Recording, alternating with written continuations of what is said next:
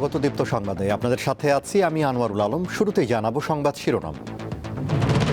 সংসদ নির্বাচনের তফসিল কাল সন্ধ্যায়, সিইসির ভাষণ রেকর্ড, রাষ্ট্রপতির সাথে কমিশনের সাক্ষাৎ। ১২৫ আসনে এনসিপির প্রার্থী ঘোষণা, নাহিদ ঢাকায়, আখতার রংপুরে, সার্জিস লড়বেন পঞ্চগড়ে। সরকারে থাকা দুই ছাত্র প্রতিনিধি আসিফ ও মাহফুজের পদত্যাগ, তফসিল ঘোষণা থেকে কার্যকর। শেখ হাসিনাকে ফেরাতে দিল্লিকে রাজি করানোর চেষ্টা চলছে, ব্রিফিংয়ে বললেন পররাষ্ট্র উপদেষ্টা।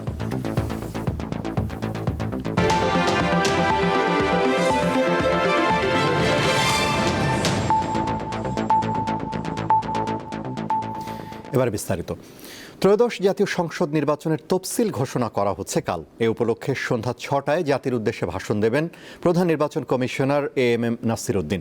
বুধবার বিকেলে নির্বাচন ভবনে এ ভাষণ রেকর্ড করে বাংলাদেশ টেলিভিশন ও বাংলাদেশ বেতার। ভাষণ রেকর্ডের আগে বঙ্গভবনে রাষ্ট্রপতির সাথে সাক্ষাৎ করে পুরো নির্বাচন কমিশন। আসন্ন জাতীয় সংসদ নির্বাচন ঘিরে পুরো দেশের নজর এখন নির্বাচন কমিশনের ওপর। তফসিল ঘোষণাকে কেন্দ্র করে নির্বাচন ভবনের আশপাশে গত ২ দিন ধরে জোরদার করা হয় নিরাপত্তা ব্যবস্থা। জাতীয় সংসদ নির্বাচনের তফসিলের আগে রেওয়াজ অনুযায়ী বুধবার সকালে বঙ্গভবনে রাষ্ট্রপতি মোহাম্মদ শাহাবুদ্দিনের সাথে সাক্ষাৎ করে এএমএম নাসির উদ্দিনের নেতৃত্বাধীন নির্বাচন কমিশন। বঙ্গভবন থেকে ফিরে ইসি সচিব জানান, সার্বিক বিষয়ে সন্তোষ প্রকাশ করেছেন রাষ্ট্রপতি। আমরা যে 1 ঘন্টা সময় বাড়িয়েছি সকাল 7:30 এবং বিকাল 4:30 পর্যন্ত, এটারও বললেন যে এটা যৌক্তিকভাবে এটা হয়েছে। সার্বিকভাবে আমাদেরকে বলেছেন যে নির্বাচন কমিশন এগিয়ে যাচ্ছে এবং একটা ভালো সুষ্ঠু এবং অর্থবহ নির্বাচনের জন্য যতটুকু সাহায্য সহযোগিতা এবং সহানুভূতি ওনার দিক থেকে প্রয়োজন দেওয়ার সুযোগ আছে, উনি তার থেকে বেশি ছাড়া কম দিবেন না। বুধবার বিকেল 4টায় নির্বাচন ভবনে তফসিল নিয়ে সিইসির ভাষণ রেকর্ড করা হয়। এতে সংসদ নির্বাচনে মনোনয়নপত্র সংগ্রহ ও জমার শেষ দিন, বাছাই, প্রার্থিতা প্রত্যাহারের শেষ সময় এবং জাতীয় নির্বাচন ও গণভোটের তারিখ সংক্রান্ত তথ্য রয়েছে। ভাষণ রেকর্ড শেষে ইসি সচিব জানান, বৃহস্পতিবার সন্ধ্যা 6টায় প্রধান নির্বাচন কমিশনার জাতির উদ্দেশ্যে ভাষণে নির্বাচনের তফসিল ঘোষণা করবেন। আগামীকাল সন্ধ্যা 6টার সময় তফসিল ঘোষণা করা হবে। মাননীয় প্রধান নির্বাচন কমিশনার উনি জাতির উদ্দেশ্যে ভাষণ দেবেন, এখানে তফসিল ঘোষণা করে দিবেন। এখন পর্যন্ত সিদ্ধান্ত হচ্ছে 300 আসনে, কারণ আমরা এখনো পর্যন্ত তো কোর্টের কোনো অর্ডার পাইনি। সরকারের ঘোষণা অনুযায়ী ফেব্রুয়ারির প্রথমার্ধেই হতে যাচ্ছে সংসদ নির্বাচন। এবার ভোট শুরু হবে সকাল 7:30টায়, বিরতিহীনভাবে চলবে বিকেল 4:30 পর্যন্ত। ত্রয়োদশ সংসদ নির্বাচনকে ঘিরে গত 14 মাসের সব ধরনের জল্পনা কল্পনার অবসান ঘটিয়ে অবশেষে তফসিল ঘোষণা করতে যাচ্ছে নির্বাচন কমিশন। এবং 24-এর আন্দোলনের মধ্য দিয়ে যে নির্বাচনী যাত্রা শুরু হয়েছে, এই পরিবর্তিত প্রেক্ষিতে সে নির্বাচন আসলে কেমন হতে যাচ্ছে তা এখন দেখার অপেক্ষায় পুরো জাতি। শিউলি শবনম, দীপ্ত সংবাদ, আগারগাঁও, ঢাকা। বাগেরহাট ও গাজীপুরের সীমানা নিয়ে নির্বাচন কমিশনের জারি করা গেজেট অবৈধ ঘোষণা করে হাইকোর্টের রায় বহাল রেখেছে আপিল বিভাগ। রায় বলা হয়েছে, বাগেরহাটে সংসদীয় আসন 4টি এবং গাজীপুরে 5টি আসনই বহাল থাকবে। বুধবার প্রধান বিচারপতি ডক্টর সৈয়দ রেফাত আহমেদের নেতৃত্বাধীন 5 বিচারপতির বেঞ্চ এর রায় দেয়। এর আগে গত 10 নভেম্বর বাগেরহাটের সংসদীয় আসন 4টি থেকে কমিয়ে 3টি এবং গাজীপুরের 5টি থেকে বাড়িয়ে 6টি নির্ধারণ করে নির্বাচন কমিশনের প্রজ্ঞাপন অবৈধ বলে ঘোষণা করে রায় দেয় হাইকোর্ট। হাইকোর্টের রায়ের বিরুদ্ধে আপিল করা হলে ওই রায় বহাল রাখে আপিল বিভাগ।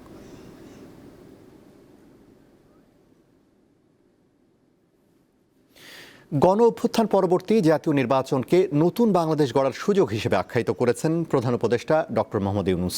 বুধবার রাষ্ট্রীয় অতিথি ভবন যমুনা থেকে সারা দেশের উপজেলা নির্বাহী কর্মকর্তাদের সঙ্গে ভিডিও কনফারেন্সে নির্বাচন প্রস্তুতি সংক্রান্ত দিক নির্দেশনা প্রদানকালে তিনি কথা বলেন। আগামী নির্বাচনকে ঐতিহাসিক দায়িত্ব উল্লেখ করে ইউএনওদের উদ্দেশ্যে প্রধান উপদেষ্টা বলেন, আগামী নির্বাচন শুধু 5 বছরের জন্য নয়, গণভোট 100 বছরের সিদ্ধান্ত নির্ধারণ করবে। যাদের হাত দিয়ে এই নতুন বাংলাদেশের জন্ম হবে তাদের সঙ্গে আমি কথা বলতে বসছি। যেহেতু আমরা এক টিম, আমরা যদি কাজ ঠিক মতো করি তাহলে সে নতুন বাংলাদেশ হবে, আর ঠিক মতো না করলে আর পুরানোর চক্করের মধ্যে আমরা থেকে যাব। খুনাখুনি করব, মারামারি করব, টাকা মারব, মানুষ ঠকাবো, সব কিছু পুরনো স্টাইলে যা যা হয় সেগুলো হতে থাকবে। আমাদের সুযোগ আছে এর থেকে বেরিয়ে আসা। ত্রয়োদশ জাতীয় সংসদ নির্বাচনের জন্য প্রথম ধাপে 125 আসনে প্রার্থী ঘোষণা করেছে জাতীয় নাগরিক পার্টি এনসিপি। বুধবার বেলা 11টায় রাজধানীর বাংলা মোটরে এনসিপির অস্থায়ী কার্যালয়ে সংবাদ সম্মেলনে প্রার্থীদের নাম ঘোষণা করা হয়।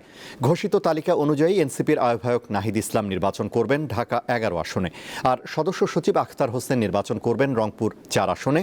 পঞ্চগড় 1 আসন থেকে লড়বেন উত্তরাঞ্চলের মুখ্য সংগঠক সার্জিস আলম।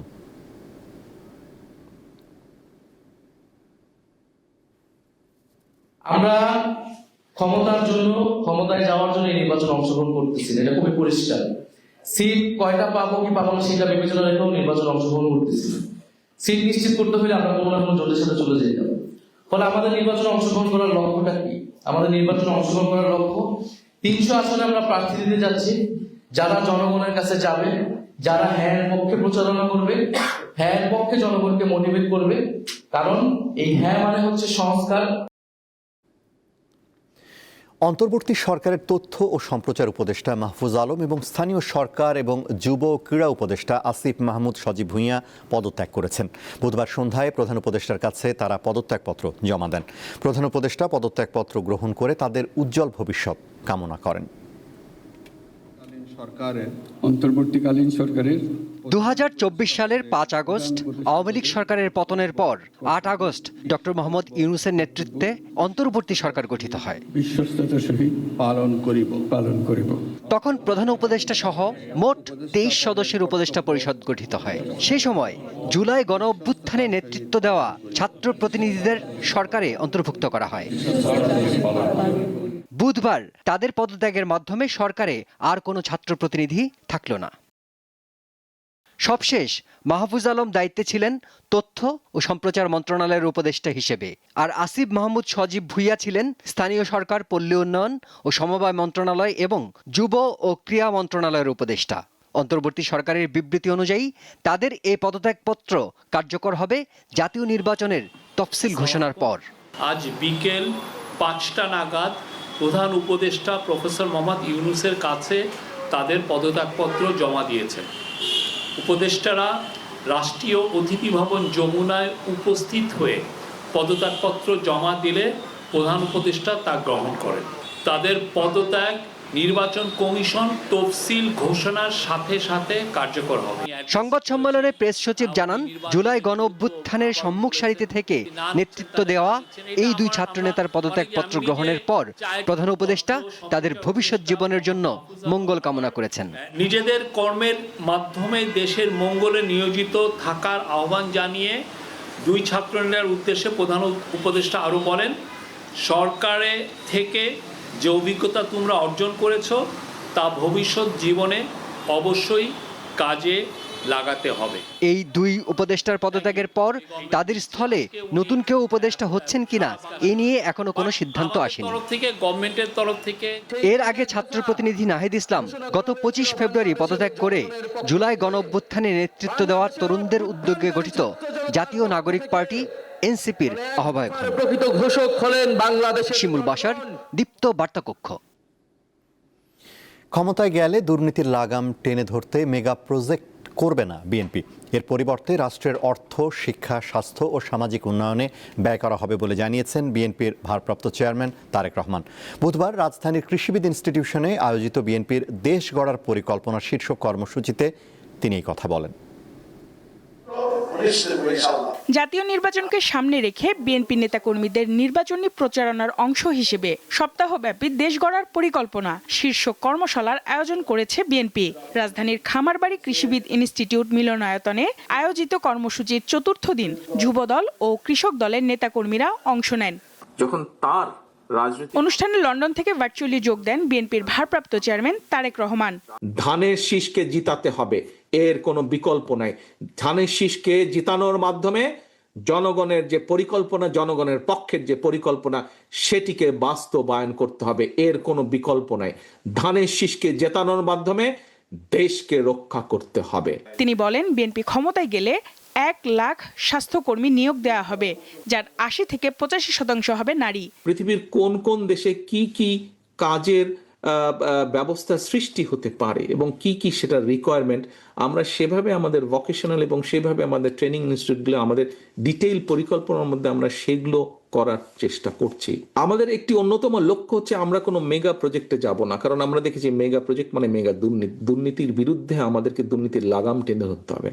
আমরা রাষ্ট্রের অর্থ, জনগণের অর্থ আমরা খরচ করব জনগণের শিক্ষার পিছনে, জনগণের স্বাস্থ্যের পিছনে, জনগণের হিউম্যান ডেভেলপমেন্টের, রিসার্চ ডেভেলপমেন্টের পিছনে আমরা খরচ করব।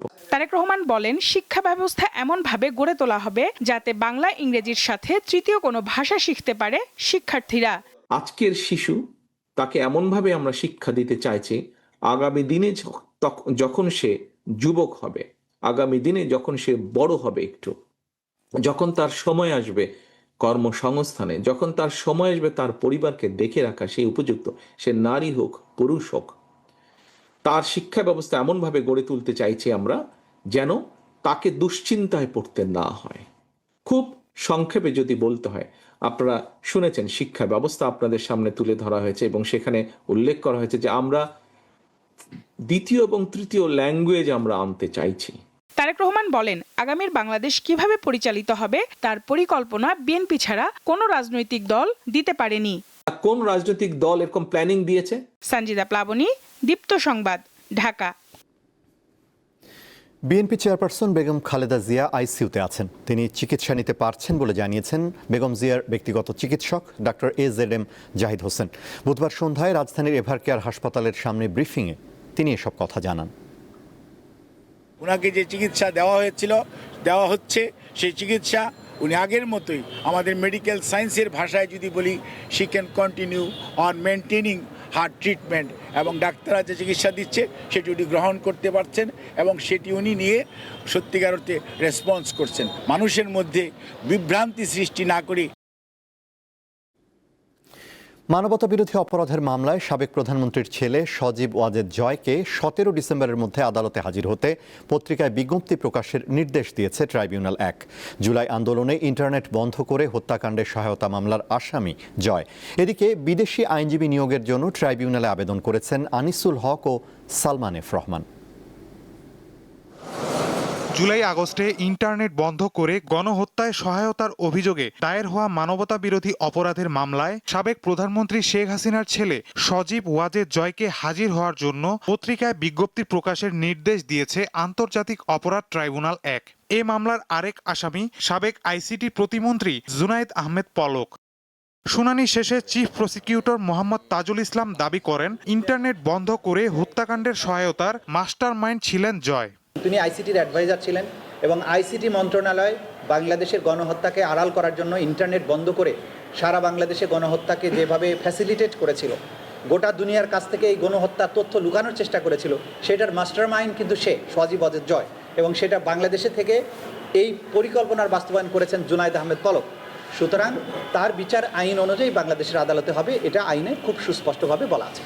এদিকে বিদেশি আইনজীবী নিয়োগের মাধ্যমে নিজেদের বিচার কার্য পরিচালনার জন্য ট্রাইব্যুনালে আবেদন জানিয়েছেন আনিসুল হক ও সালমান এফ রহমান। দেশের আইনে বিদেশি আইনজীবী নিয়োগের প্রথা থাকলেও তা কিছু প্রক্রিয়ার মধ্য দিয়ে কার্যকর হবে বলে জানান চিফ প্রসিকিউটর। বিদেশি আইনজীবী নিয়োগ করার বিধান আমাদের ইন্টারন্যাশনাল ক্রাইমস ট্রাইব্যুনাল অ্যাক্টে রাখা হয়েছে, কিন্তু সেটা একটা শর্ত জুড়ে দেওয়া আছে। সেটা বলা হয়েছে যে বাংলাদেশের আইনজীবীদের প্র্যাকটিস করার রিলেটেড যে আইনটা, Bangladesh bar council and legal practitioners order 1972, সেই আইনে যেসব বাধা নিষেধ আছে সেগুলো সত্ত্বেও বার কাউন্সিলের কাছে যদি ওনারা আবেদন করেন, তাহলে বার কাউন্সিল কোনো বিদেশি আইনজীবী নিয়োগের ব্যাপারে যদি অনুমতি দেয়, তাহলে ট্রাইব্যুনাল সেই বিদেশি আইনজীবীকে এখানকার আসামিদের পক্ষে প্রতিনিধিত্ব করার জন্য পারমিশন দিবে। এদিন জুলাই আন্দোলনের প্রথম শহীদ রংপুরের বেগম রোকেয়া বিশ্ববিদ্যালয়ের শিক্ষার্থী আবু সাইদ হত্যা মামলার 23তম সাক্ষীর জবানবন্দি শেষ হয় ট্রাইব্যুনাল 2-এ। মাহিদুর রহমান, দীপ্ত সংবাদ, ঢাকা। শেখ হাসিনাকে ফেরত দিতে দিল্লিকে রাজি করানোর চেষ্টা চলছে বলে জানিয়েছেন পররাষ্ট্র উপদেষ্টা তৌহিদ হোসেন। বুধবার ব্রিফিংয়ে তিনি আরও বলেন, ভারত ছেড়ে তৃতীয় কোনো দেশে শেখ হাসিনার যাওয়ার সুনির্দিষ্ট তথ্য নেই। কিছু অফিসিয়াল এসেছে, তারা বুধবার পররাষ্ট্র মন্ত্রণালয়ে সাংবাদিকদের সমসাময়িক নানা বিষয়ে ব্রিফ করেন পররাষ্ট্র উপদেষ্টা তৌহিদ হোসেন। মানবাধিকার ইস্যুতে আর কোনো বিদেশি নিষেধাজ্ঞার আশঙ্কা নেই বলেও জানিয়েছেন তিনি। বলেন, গত ১.৫ দশকে র্যাব যে কাজে ব্যবহৃত হয়েছে তা বাহিনীটির কাজ নয়। আমার তো মনে হয় না এই ধরনের কোনো সম্ভাবনা আছে, কারণ আমি দেখতে পাচ্ছি না কোনো অভিযোগ আসছে। কারণ র্যাব এর কাজে স্পষ্টতই অনেক ইমপ্রুভমেন্ট হয়েছে, এটা সবাই স্বীকার করে। 15 বছরে র্যাব যা কাজ করছিল সেই তুলনায় এখন কমপ্লেন থাকতে পারে কিছু, কিন্তু ডেফিনেটলি অনেক ইমপ্রুভমেন্ট হয়েছে। একদিনে সব শেষ হয়ে যায় না, এটাও আমরা জানি, কিন্তু এই সরকারের প্রচেষ্টার কোনো অভাব নেই যে কারো যেন মানবাধিকার এইভাবে লঙ্ঘিত না হয়, কেউ যেন গুম না হয়, কেউ যেন বিচার বহির্ভূতভাবে যেন হত্যা করা না হয়। এ ব্যাপারে আমাদের কমিটমেন্ট 100% আছে। পররাষ্ট্র উপদেষ্টা কথা বলেন ভারতে পালিয়ে যাওয়া সাবেক প্রধানমন্ত্রী শেখ হাসিনার ইস্যুতেও। জানান, তাঁকে ভারত ফেরত না পাঠালে বাংলাদেশের কিছু করার নেই। ভারতকে রাজি হতে হবে অথবা চাইতে হবে তাকে ফেরত পাঠানোর জন্য। জোর করে রাজি না হলে আসলে তো করার কিছু না। আমরা রাজি করানোর চেষ্টা করতে থাকতে পারি, এইটুকুই। আমরা রাজি করানোর চেষ্টা চালিয়ে যেতে পারবো, এইটুকুই। এ সময় তৌহিদ হোসেন আরও জানান, বিচার বহির্ভূত হত্যা বন্ধ করতে অন্তর্বর্তী সরকার শতভাগ প্রতিশ্রুতিবদ্ধ। আমরা তো চাই যে উনি ফেরত আসুক। রুবায়েত হাসান, দীপ্ত সংবাদ, ঢাকা। প্রায় 3 ঘন্টা অবরোধ করে রাখার পর রাত 8:30টার দিকে রাজধানীর কারওয়ান বাজারের সার্ক ফোয়ারা মোড় ছেড়েছেন মুঠোফোন ব্যবসায়ীরা। এরপর যান চলাচল স্বাভাবিক হয়। National equipment identity register NEIR সংস্কার, একচেটিয়া সিন্ডিকেট প্রথা বিলোপ এবং মুঠোফোনের উন্মুক্ত আমদানির সুযোগ সৃষ্টির দাবিতে বুধবার সন্ধ্যা 6:45টার দিকে সার্ক ফোয়ারা মোড় অবরোধ করেন বসুন্ধরা সিটি সহ আশপাশের এলাকার বিপণী বিতানের মুঠোফোন ব্যবসায়ীরা। এ সময় তারা টায়ার জ্বালিয়ে দাবির পক্ষে বিভিন্ন স্লোগান দেন। এক পর্যায়ে তারা ডাক, টেলিযোগাযোগ ও তথ্য প্রযুক্তি মন্ত্রণালয়ের দায়িত্বপ্রাপ্ত প্রধান উপদেষ্টার বিশেষ সহকারী ফয়েজ আহমেদ তৈয়বের পদত্যাগের দাবি জানান।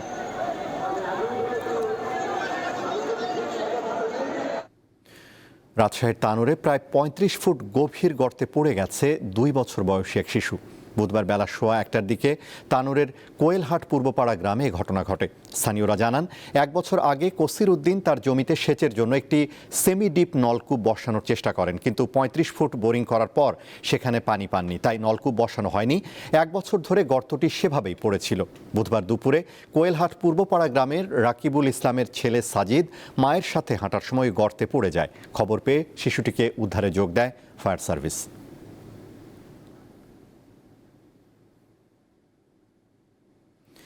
রাজধানীর মোহাম্মদপুরে মা মেয়ে হত্যার ঘটনায় মূল অভিযুক্ত গৃহকর্মী আয়েশাকে ঝালকাঠির নলছিটি থেকে গ্রেফতার করেছে পুলিশ। পুলিশ জানায়, বুধবার দুপুরে নলছিটি এলাকা থেকে আয়েশাকে গ্রেফতার করা হয়। এ সময় তার স্বামী রাব্বিকেও আটক করা হয়। এর আগে এই জোড়া খুনের ঘটনায় প্রধান সন্দেহভাজন গৃহকর্মী আয়েশাকে শনাক্ত করে আইনশৃঙ্খলা রক্ষাকারী বাহিনী। গত 8 ডিসেম্বর সকালে মোহাম্মদপুরের শাহজাহান রোডের 14 তলা ভবনের 7ম তলায় লায়লা আফরোজ ও তার মেয়ে নাফিসা লাওয়াল বিনতে আজিয়াকে ছুরিকাঘাতে হত্যা করা হয়। এ ঘটনায় সোমবার রাতে নিহত লায়লা আফরোজের স্বামী আজম আজিজুল ইসলাম মোহাম্মদপুর থানায় মামলা করেন।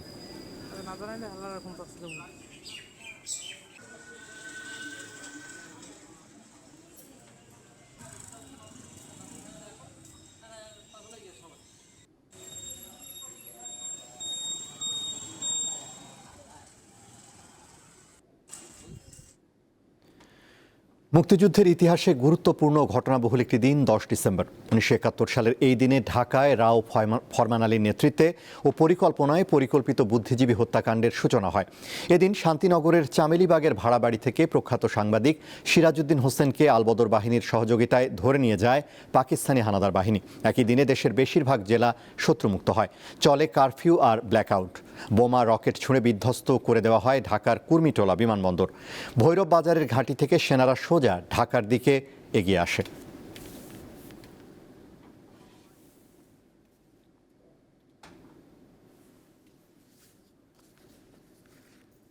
বাংলাদেশ নারী শ্রমিক কেন্দ্র BNSK-এর নির্বাহী পরিচালক সুমাইয়া ইসলাম এবছর ফ্রাঙ্কো জার্মান মানবাধিকার ও আইনের শাসন পুরস্কার পেয়েছেন। বাংলাদেশে নিযুক্ত ফ্রান্স ও জার্মানির রাষ্ট্রদূত জন মার্ক সেরে শার্লে এবং রুডিগার লোর্ডস আন্তর্জাতিক মানবাধিকার দিবস উপলক্ষে ঢাকায় ফ্রাঙ্কো জার্মান দূতাবাসে আয়োজিত বিশেষ অনুষ্ঠানে সুমাইয়া ইসলামকে এই পুরস্কার প্রদান করেন। 2016 সাল থেকে বিশ্বের বিভিন্ন দেশে মানবাধিকার ও মৌলিক স্বাধীনতা রক্ষার অসাধারণ অবদান রাখা ব্যক্তিদের এই সম্মাননা প্রদান করা হচ্ছে। অভিবাসী নারী শ্রমিক, যৌনকর্মী, তৃতীয় লিঙ্গের মানুষ ও অর্থনৈতিকভাবে প্রান্তিক জনগোষ্ঠীর অধিকার এগিয়ে নেওয়ার অবদানের স্বীকৃতি স্বরূপ সুমাইয়া ইসলাম এবছর পুরস্কারটি অর্জন করেছেন। নিজ হাতে নোবেল পুরস্কার গ্রহণ করতে না পারার দলে যুক্ত হলেন ভেনেজুয়েলার গণতন্ত্রপন্থী নেত্রী মারিয়া করিনা মাচাদো। বুধবার নরওয়ের অসলোতে তার পক্ষে এবারের শান্তি পুরস্কার গ্রহণ করেন মেয়ে আনা করিনা। 2025 সালে বিশ্বের সবচেয়ে সম্মানজনক পদক নোবেল শান্তি পুরস্কার পান ভেনেজুয়েলার বিরোধী দলীয় নেত্রী মারিয়া করিনা মাচাদো। গত অক্টোবরে শান্তিতে নোবেল পুরস্কারে তার নাম ঘোষণা করা হয়। ভেনেজুয়েলার গণতান্ত্রিক অধিকার প্রতিষ্ঠার জন্য লড়াইয়ের স্বীকৃতি হিসেবে তাকে এই পুরস্কার দেওয়া হয়েছে। কিন্তু বিশাল এই সম্মান নিজে হাতে গ্রহণ করতে পারেননি মারিয়া, কারণ তিনি নিরাপত্তাজনিত কারণে নরওয়ের অসলোতে নোবেল শান্তি পুরস্কার গ্রহণ অনুষ্ঠানে হাজিরই হতে পারেননি। বেশ কিছুদিন ধরেই মারিয়া স্বেচ্ছা নির্বাসনে আছেন। ভেনেজুয়েলার নিকোলাস মাদুরো সরকারের আরোপ করা 1 দশকের ভ্রমণ নিষেধাজ্ঞার কারণে দেশ ত্যাগ করতে না পারলেও তিনি 1 বছরেরও বেশি সময় ধরে ভেনেজুয়েলায় আত্মগোপনে রয়েছেন। তিনি অসলো গিয়ে সশরীরে নোবেল গ্রহণ করবেন এমন গুজব শোনা গেলেও শেষ পর্যন্ত তা হয়নি। মাচাদোর পক্ষে পুরস্কার গ্রহণ করেন তার মেয়ে আনা করিনা। গত বছরের আগস্টে স্বেচ্ছা নির্বাসনে যাওয়ার পর মাচাদোকে একবারই জনসম্মুখে দেখা গেছে। ভেনেজুয়েলার বর্তমান প্রেসিডেন্ট নিকোলাস মাদুরোর সঙ্গে বিবাদে জড়ানোর পর তাকে নির্বাসনে যেতে বাধ্য করা হয়। দেশটির অ্যাটর্নি জেনারেল জানান 58 বছর বয়সী মাচাদো দেশ ছেড়ে নোবেল পুরস্কার গ্রহণ করতে গেলে তাকে পলাতক আসামি হিসেবে বিবেচনা করা হবে। সেক্ষেত্রে দেশে ফিরলে তাকে গ্রেপ্তার করা হতে পারে। মাচাদোর বিরুদ্ধে ষড়যন্ত্র, ঘৃণা উস্কে দেয়া এবং সন্ত্রাসবাদ সংক্রান্ত কর্মকাণ্ডের তদন্ত চলছে। পাশাপাশি ক্যারিবীয় অঞ্চলে মার্কিন সেনা মোতায়েনের প্রতি তার সমর্থনের অভিযোগও খতিয়ে দেখা হচ্ছে। লুৎফা ফৌজিয়া, দীপ্ত, বার্তাকক্ষ। খেলার খবর। ওয়েলিংটনে সিরিজের দ্বিতীয় টেস্টের প্রথম দিন শেষে নিউজিল্যান্ডের সংগ্রহ বিনা উইকেটে 24 রান। ডেভন কনওয়ে 16 ও টম ল্যাথম 7 রানে অপরাজিত আছেন। এর আগে টসে জিতে ওয়েস্ট ইন্ডিজকে ব্যাটিংয়ের আমন্ত্রণ জানায় নিউজিল্যান্ড। উদ্বোধনী জুটিতে 66 রান আসলেও উইকেট পতন শুরু হয় 33 রান করা ব্রেন্ডন কিংকে দিয়ে। এরপর ফেরেন 44 রান করা জন ক্যাম্বেল। পরে সেই হোপ 48 রান করলেও অন্য ব্যাটাররা বড় স্কোর করতে পারেননি। ফলে 205 রানে অল আউট হয় সফরকারীরা। নিউজিল্যান্ডের ব্লেয়ার টিকনার 4 ও মাইকেল রায় 3 উইকেট নেন। পঞ্চম উইকেট পাওয়ার আগে ইনজুরিতে পড়েন টিকনার। পরে তাকে স্ট্রেচারে করে মাঠ ছাড়তে হয়। সিরিজের প্রথম টেস্ট ড্র হয়েছে।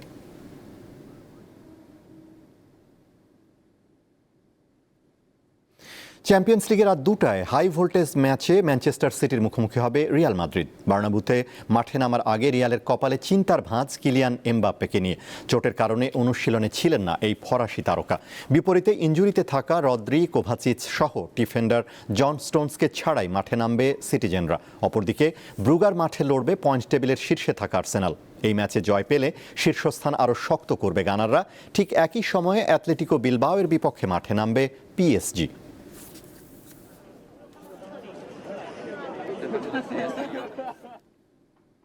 শেষ করব দীপ্ত সংবাদ। তার আগে সংবাদ শিরোনামগুলো জানাবো আরও একবার। সংসদ নির্বাচনের তফসিল কাল সন্ধ্যায়। সিইসির ভাষণ রেকর্ড, রাষ্ট্রপতির সাথে কমিশনের সাক্ষাৎ। 125 আসনে এনসিপির প্রার্থী ঘোষণা। নাহিদ ঢাকায়, আখতার রংপুরে, সার্জিস লড়বেন পঞ্চগড়ে। সরকারে থাকা 2 ছাত্র প্রতিনিধি আসিফ ও মাহফুজের পদত্যাগ তফসিল ঘোষণা থেকে কার্যকর। এবং শেখ হাসিনাকে ফেরাতে দিল্লিকে রাজি করানোর চেষ্টা চলছে, ব্রিফিংয়ে বললেন পররাষ্ট্র উপদেষ্টা।